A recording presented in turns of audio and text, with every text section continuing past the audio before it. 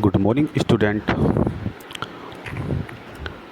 आज हम इकोनॉमी के second chapter people as resources पर डिस्कस करेंगे। सबसे पहली बात, रिसोर्सेज क्या है? What is resources?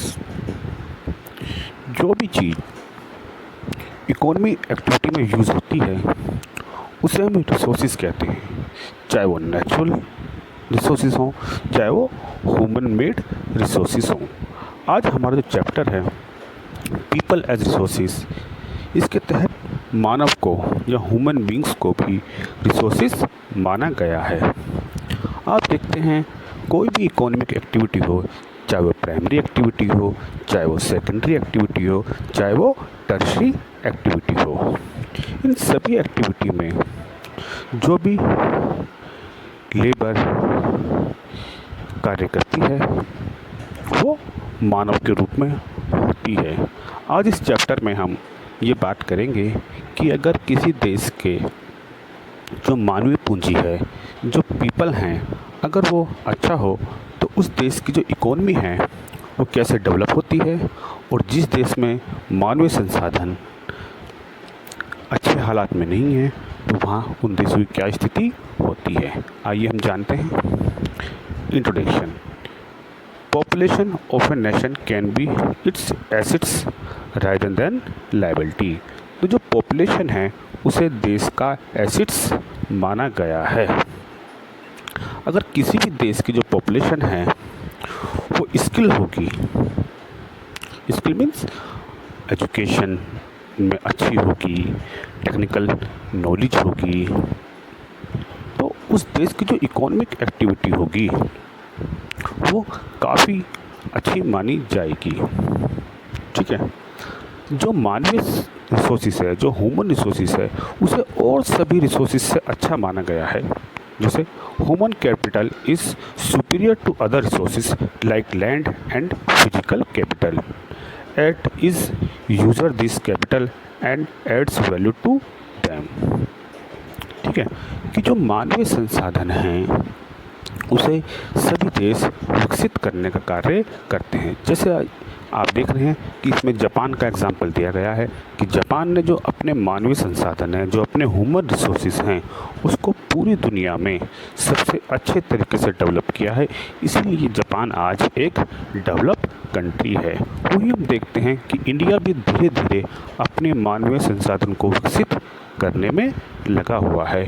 इसीलिए इंडिया की जो इकोनॉमी है वो भी तेज़ी से ग्रो कर रही है। अब आप देखते हैं कि इकोनॉमिक एक्टिविटी और नॉन इकोनॉमिक एक्टिविटी।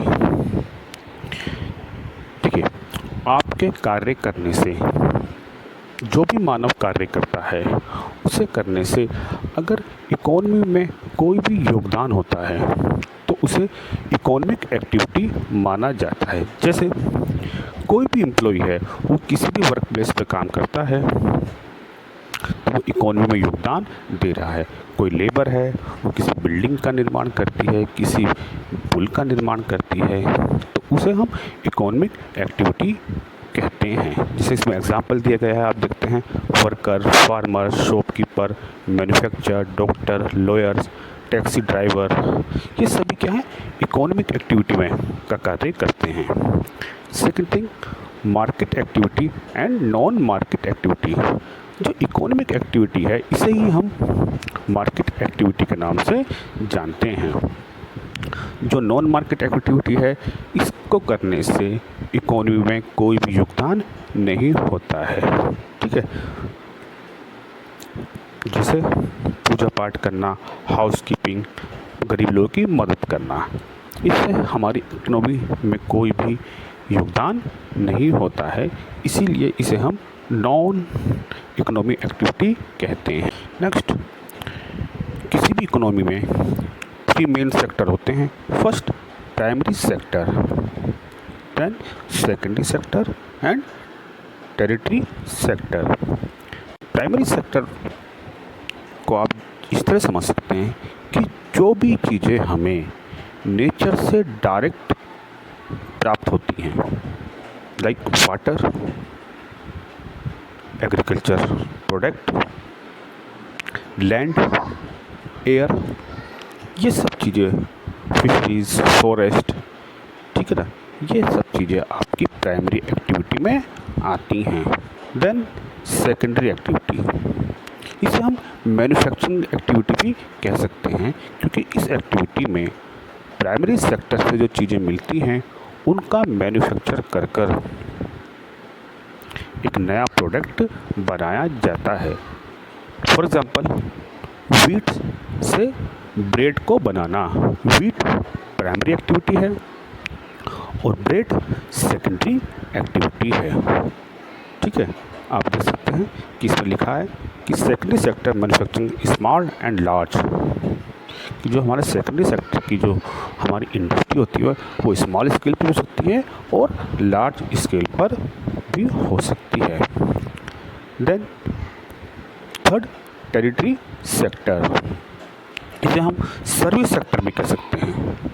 ठीक है, इसके अंतर्गत transport, communication, education, banking, insurance, health, tourism जैसी चीज़ें आती हैं। अब आपसे एक क्वेश्चन है कि इन तीनों में सबसे इम्पोर्टेंट चीज़ सेक्टर कौन सा है?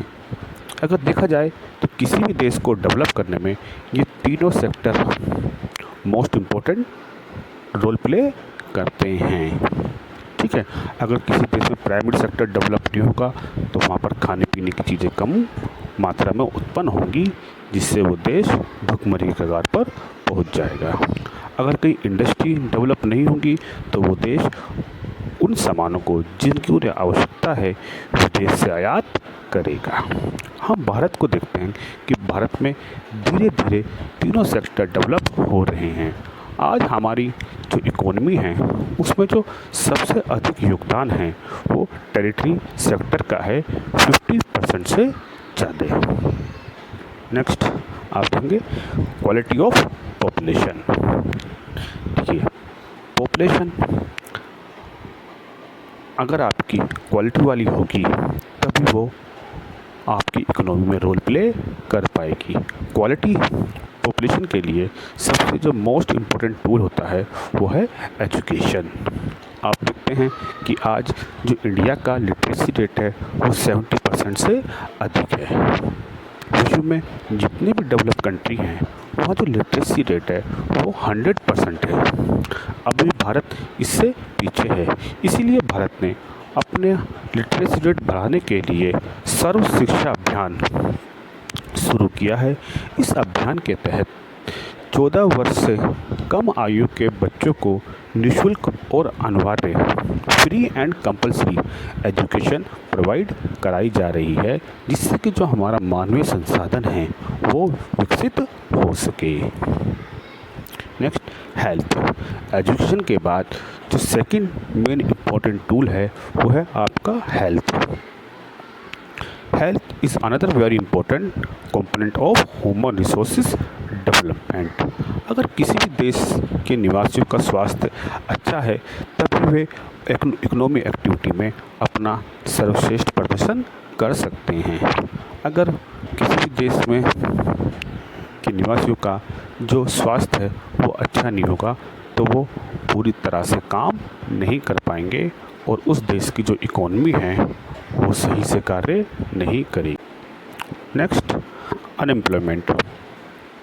अनएम्प्लॉयमेंट वो चीज़ है जब कोई व्यक्ति कार्य करने की इच्छा रखता हो या कार्य करना चाहता हो लेकिन उसे कार्य ना मिले।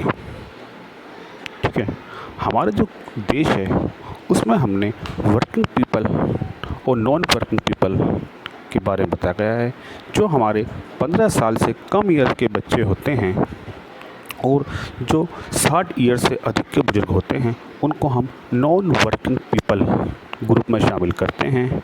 इसलिए जो वर्किंग पीपल है वो अबव 50 बिलो 59 ईयर्स के ग्रुप में आते हैं।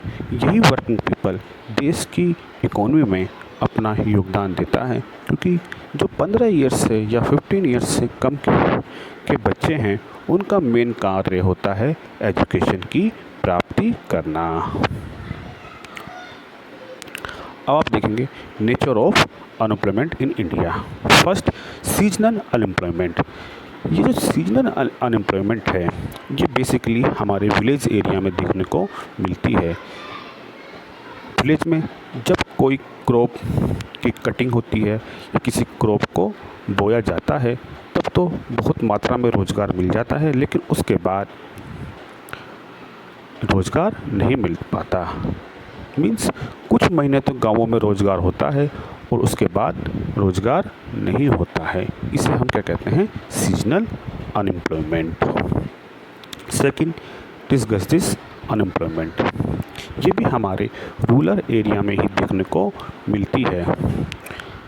रूरल एरिया में देखा गया है कि किसी भी कार्य को करने के लिए जितने व्यक्ति की आवश्यकता होती है उस कार्य में उससे अधिक व्यक्ति लगे होते हैं। जैसे अगर कोई फार्मर है तो उसकी पूरी फैमिली उस फार्मर की हेल्प करती है, बट इस हेल्प के कारण जो उसकी फैमिली के लोग होते हैं उन्हें किसी भी प्रकार का कोई भी पैसा नहीं दिया जाता है या उनकी कोई भी इनकम नहीं होती है।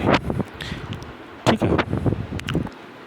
नेक्स्ट थिंग कि जो अनएम्प्लॉयमेंट है वो किस लिए देश के लिए हानिकारक है। सबसे पहली बात, wastage of man power resources. जितने भी हमारे पढ़े लिखे लोग हैं अगर हम उन्हें रोज़गार नहीं उपलब्ध करा पाते हैं तो जो हमारी मैन पावर है वो वेस्ट हो जाएगी। ठीक है। Second thing, unemployment tend to increase the economic overload that depend the unemployed on the working people. ये जितने भी अनएम्प्लॉयड लोग हैं जो हमारे वर्किंग पीपल हैं ये इन पर डिपेंड होते हैं, जिससे जो हमारी इकोनॉमी एक्टिविटी है वो स्लो हो जाती है। ठीक है। इस चैप्टर में इतना ही। Thank you.